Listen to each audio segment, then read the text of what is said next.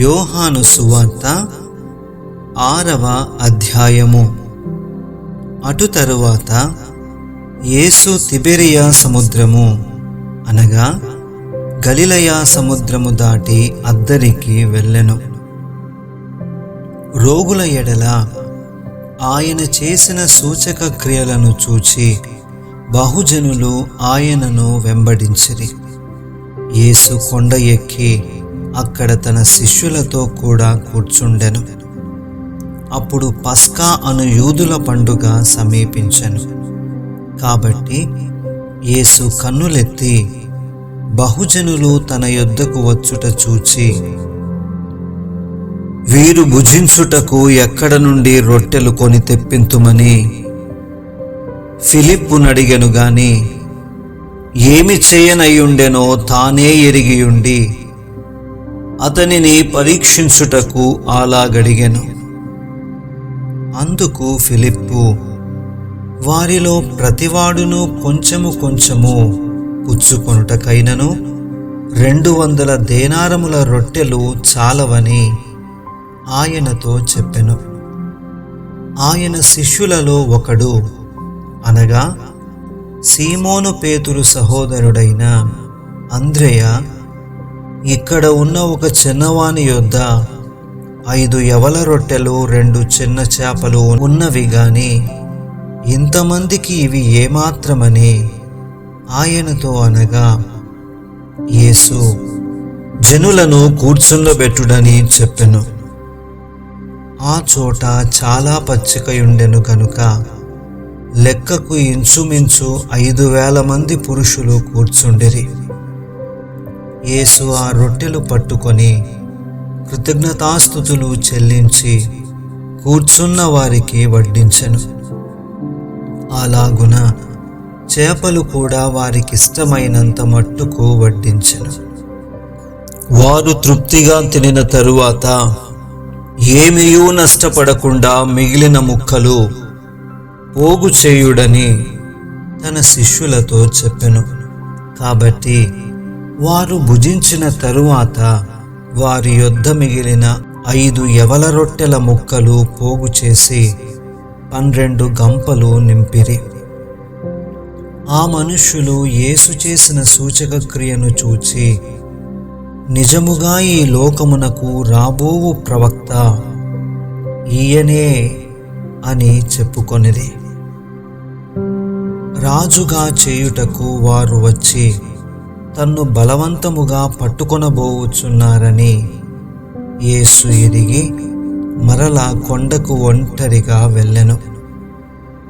సాయంకాలమైనప్పుడు ఆయన శిష్యులు సముద్రమునొద్దకు వెళ్ళి దోణి ఎక్కి సముద్రపుటద్దరినున్న కపెర్నహూమునకు పోవుచుండిరి. అంతలో చీకటాయను గాని యేసు వారి యొద్దకు ఇంకనూ రాలేదు. అప్పుడు పెద్ద గాలి విసరగా సముద్రము పొంగుచుండెను. వారు ఇంచుమించు 2 కోసుల దూరము దోణిను నడిపించిన తరువాత యేసు సముద్రము మీద నడుచుచు తమ దోణి దగ్గరకు వచ్చుట చూచి భయపడిరి. అయితే ఆయన, నేనే, భయపడకుడని వారితో చెప్పెను. కనుక ఆయనను దోణి మీద ఎక్కించుకొనుటకు వారిష్టపడిరి. వెంటనే ఆ దోణి వారు వెళ్ళుచున్న ప్రదేశమునకు చేరెను.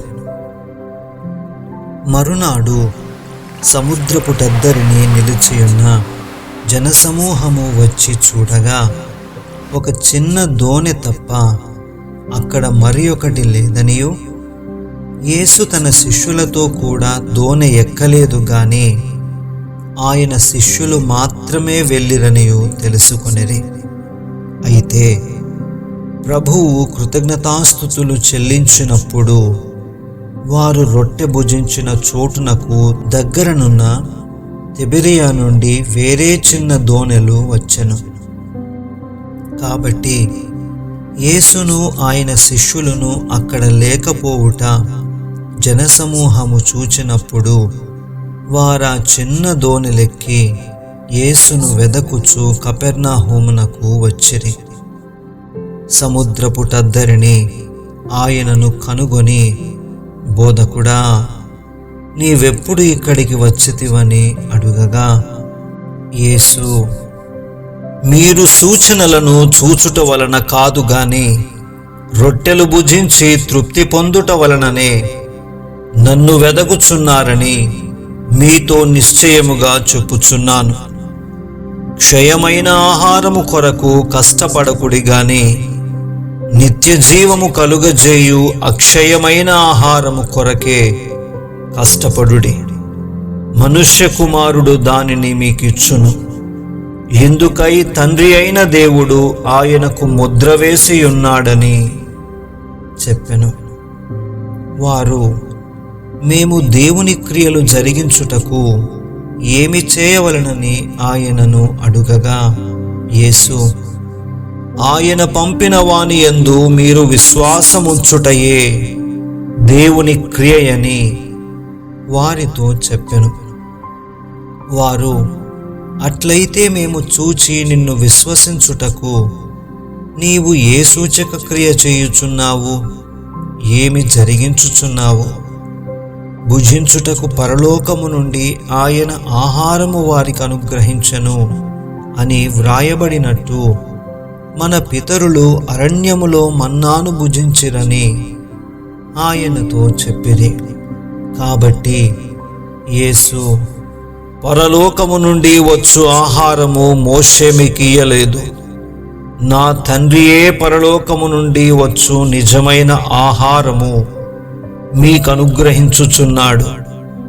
పరలోకము నుండి దిగివచ్చి లోకమునకు జీవమునిచ్చునది దేవుడనుగ్రహించు ఆహారమై ఉన్నదని మీతో నిశ్చయముగా చెప్పుచున్నానని వారితో చెప్పెను. కావున వారు, ప్రభువా, ఈ ఆహారము ఎల్లప్పుడూ మాకు అనుగ్రహించుమనిరి. అందుకు యేసు వారితో ఇట్లనెను, జీవాహారము నేనే. నా యొద్దకు వచ్చువాడు ఏమాత్రమును ఆకలిగొనడు. నాయందు విశ్వాసముంచువాడు ఎప్పుడునూ దప్పిగొనడు. మీరు నన్ను చూచియుండియు విశ్వసింపకయున్నారని మీతో చెప్పితిని. తండ్రి నాకు అనుగ్రహించు వారందరూ నా యొద్దకు వత్తురు. నా యొద్దకు వచ్చువానిని నేనెంత మాత్రమును బయటకు త్రోసివేయను. నా ఇష్టమును నెరవేర్చుకొనుటకు నేను రాలేదు, నన్ను పంపిన వాని చిత్తము నెరవేర్చుటకే పరలోకము నుండి దిగి వచ్చితిని. ఆయన నాకు అనుగ్రహించిన దాని అంతటిలో నేనేమీ పోగొట్టుకొనక అంత్యదినమున దాని లేపుటయే నన్ను పంపిన వాని చిత్తమయ్యున్నది. కుమారుని చూచి ఆయన యందు విశ్వాసముంచు ప్రతివాడును నిత్య జీవము పొందుటయే నా తండ్రి చిత్తము. అంత్యదినమున నేను వానిని లేపుదును. కాబట్టి నేను పరలోకము నుండి దిగివచ్చిన ఆహారమని ఆయన చెప్పినందున యూదులు ఆయనను గూర్చి సనుగుకొనుచు, ఈయన యోసేపు కుమారుడైన యేసు కాడా? ఈయన తల్లిదండ్రులను మనమెరుగుదుము గదా. నేను పరలోకము నుండి దిగివచ్చి ఉన్నానని ఈయన ఏలాగు చెప్పుచున్నాడనిది. అందుకు యేసు, మీలో మీరు సనుగు కొనకుడి. నన్ను పంపిన తండ్రి వానిని ఆకర్షించితేనే గాని ఎవడునూ నా యొద్దకు రాలేడు. అంత్యదినమున నేను వానిని లేపుదును.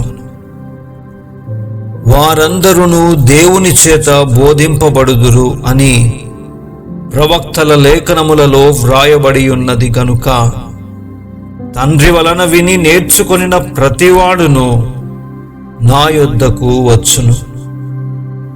దేవుని యొద్ద నుండి వచ్చిన వాడు తప్ప మరి ఎవడునూ తండ్రిని చూచి ఉండలేదు. ఈయనే తండ్రిని చూచియున్నవాడు. విశ్వసించువాడే నిత్య జీవము గలవాడు. జీవాహారము నేనే. మీ పితరులు అరణ్యములో మన్నాను తినినను చనిపోయిరి. దీనిని తినువాడు చావకుండునట్లు పరలోకము నుండి దిగివచ్చిన ఆహారమిదే. పరలోకము నుండి దిగివచ్చిన జీవాహారమును నేనే. ఎవడైనను ఈ ఆహారము భుజించితే వాడెల్లప్పుడూ జీవించును. మరియు నేనిచ్చు ఆహారము లోకమునకు జీవము కొరకైన నా శరీరమే అని మీతో నిశ్చయముగా చెప్పుచున్నాను నేను. యూదులు ఈయన తన శరీరమును ఎలాగు తిననీయగలడని ఒకనితో ఒకడు వాదించిరి. కావున యేసు ఇట్లనెను, మీరు మనుష్య కుమారుని శరీరము తిని ఆయన రక్తము త్రాగితేనే కాని మీలో మీరు జీవము గలవారు కారు. నా శరీరము తిని నా రక్తము త్రాగువాడే నిత్య జీవము గలవాడు. అంత్యదినమున నేను వానిని లేపుదును. నా శరీరము నిజమైన ఆహారమును, నా రక్తము నిజమైన పానమునై ఉన్నది. నా శరీరము తిని నా రక్తము త్రాగువాడు నా యందును, నేను వాని యందును నిలిచియుందుము. జీవము గల తండ్రి నన్ను పంపెను గనుక నేను తండ్రి మూలముగా జీవించుచున్నట్టే నన్ను తినువాడును నా మూలముగా జీవించును. ఇదే పరలోకము నుండి దిగివచ్చిన ఆహారం. పితరులు మన్నాను తినియు చనిపోయినట్టు కాదు. ఈ ఆహారము తినువాడు ఎల్లప్పుడూ జీవించునని నిశ్చయముగా మీతో చెప్పుచున్నానని.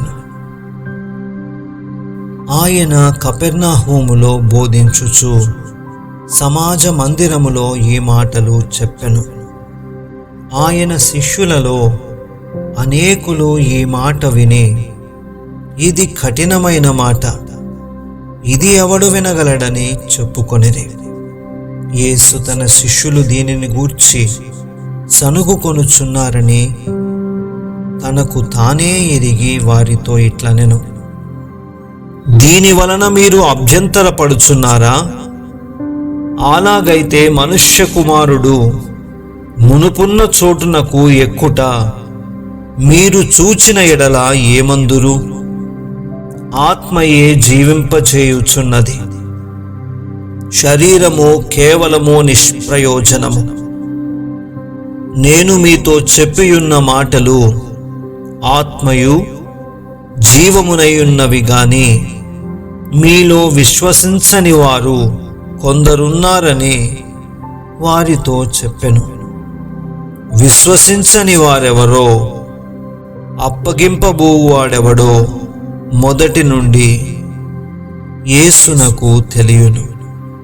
మరియు ఆయన తండ్రి చేత వానికి కృప అనుగ్రహింపబడకుంటే ఎవడునూ నా యుద్ధకు రాలేడని ఈ హేతువును బట్టి మీతో చెప్పి తిని అనెను. అప్పటి నుండి ఆయన శిష్యులలో అనేకులు వెనుక తీసి మరి ఎన్నడూనూ ఆయనను వెంబడింపలేదు. కాబట్టి యేసు, మీరు కూడా వెళ్ళిపోవలనని ఉన్నారా అని 12 మందిని అడుగగా, సీమోను పేతురు, ప్రభువా, ఎవని యొద్దకు వెళ్ళుదుము? నీవే నిత్యజీవపు మాటలు గలవాడవు, నీవే దేవుని పరిశుద్ధుడవని మేము విశ్వసించి ఎరిగియున్నామని ఆయనతో చెప్పెను. అందుకు యేసు, నేను మిమ్మును 12 ఏర్పరచుకొనలేదా? మీలో ఒకడు సాతాను, అని వారితో చెప్పెను. సీమోను, ఇస్కరియోతు కుమారుడైన యూదా 12 మందిలో ఒకడై ఉండి ఆయనను అప్పగింపబోవుచుండెను గనుక వాని గూర్చియే ఆయన ఈ మాట చెప్పెను.